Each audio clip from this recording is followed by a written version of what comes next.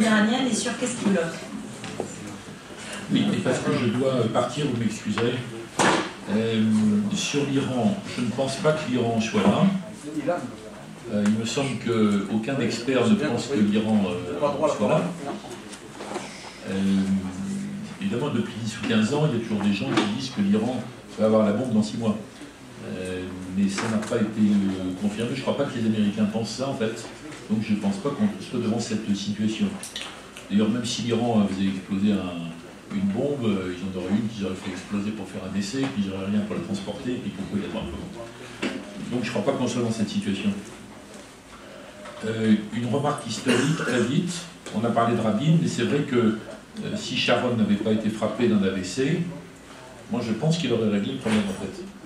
On serait en train de parler d'autre chose, du voisinage compliqué, ou des turbulences au sein de l'État palestinien, et rappelez-vous que Sharon, il a quitté le Gaza, et ainsi, comme c'était rappelé d'autres colonies, mais il a surtout quitté le Likoud. Et en termes politiques, c'était peut-être plus important et plus porteur d'avenir. Et je pense que s'il avait vécu en bon état, face à cet accident de santé, il aurait fait de Kadima l'instrument. Kadima n'est pas devenu ça, n'est pas assez puissant, etc. Mais il aurait fait de Kadima l'instrument de la négociation pour la paix, une négociation difficile, vigilante. Donc c'est pas forcément complètement impossible que ça se reproduise. Il y a plusieurs des leaders israéliens qui ont négocié des accords ou des évacuations avaient été tout à fait durs avant. Je me rappelle d'Arafat que je rencontrais régulièrement quand j'étais ministre, me disant on n'a pas confiance dans Barak parce qu'il n'applique pas les accords, alors que même Netanyahou avait appliqué les accords à Hébron, par exemple.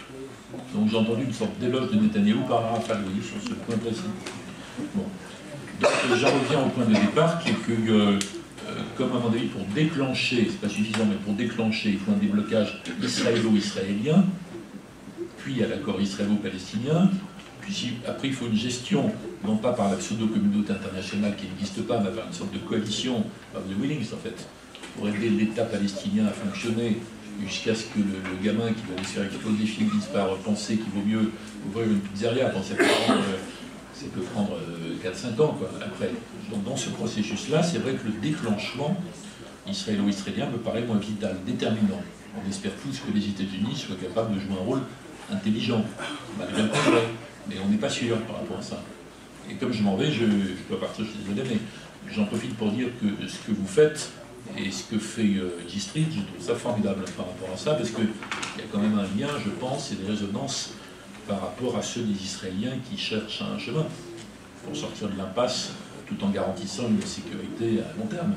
Donc ce que vous faites, moi, me paraît quand même, c'est pas simplement un colloque, c'est une action politique que je trouve intelligente et courageuse.